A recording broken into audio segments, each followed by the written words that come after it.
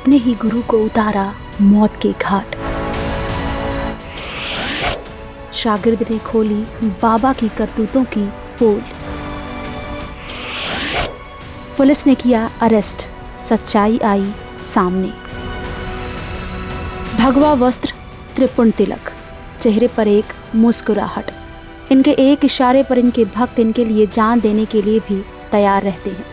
लेकिन क्या हो जब एक भक्त ही अपने गुरु की जान लेने पर आमादा हो जाए और ये कहने लग जाए कि इसकी हंसी के पीछे छुपा है एक खौफनाक शैतान। जिन्हें आप अपनी स्क्रीन पर देख रहे हैं, इनका नाम है योगी चैतन्य, जिनकी संदिग्ध अवस्था में 10 दिन पहले मौत हो गई। एक गुरु की अपने कमरे के अंदर खून से लथपथ लाश पड़ी है और आसपास के लोगों को इसकी कानों कान खबर भी नहीं लगी। करीब 2 दिन तक चैतन्य की लाश उनके कमरे में पड़ी रही और दुर्गंध आने के बाद 12 मई को उनके आश्रम के लोगों ने दरवाज़ा तोड़कर देखा तो अंदर योगी चैतन्य की लाश पड़ी हुई थी।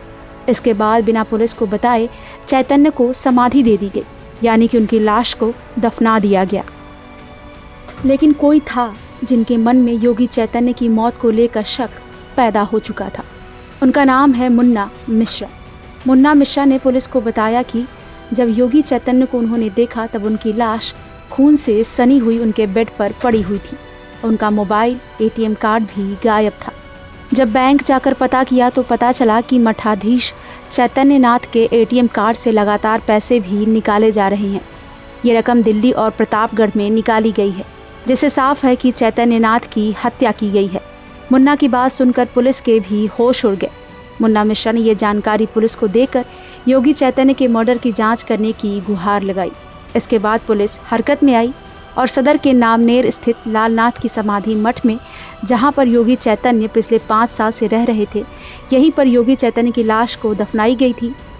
मौत और योगी चैतन्य को दफन हुए 10 दिन बीत चुके थे, लेकिन फिर भी पुलिस ने समाधि से उनको निकाला और उनकी लाश को पोस्टमार्टम के लिए भेज दिया।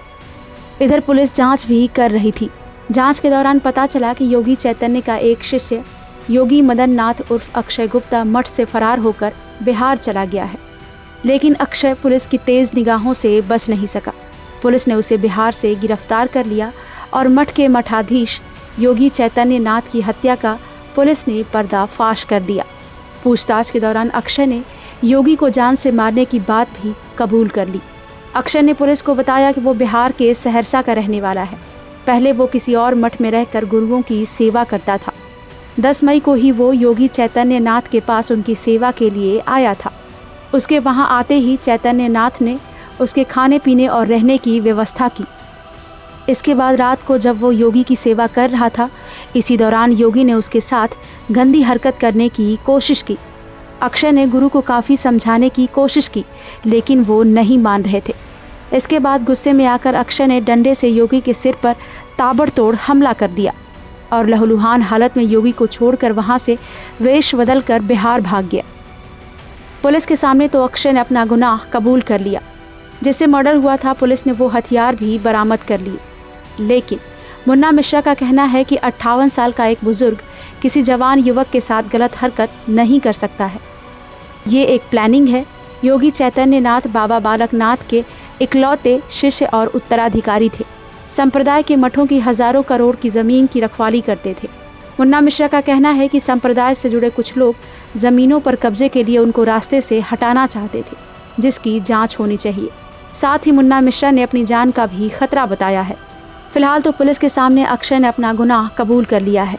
इसके बाद पुलिस अब आगे की कार्रवाई कर रही है। ब्यूरो रिपोर्ट, क्राइम तक।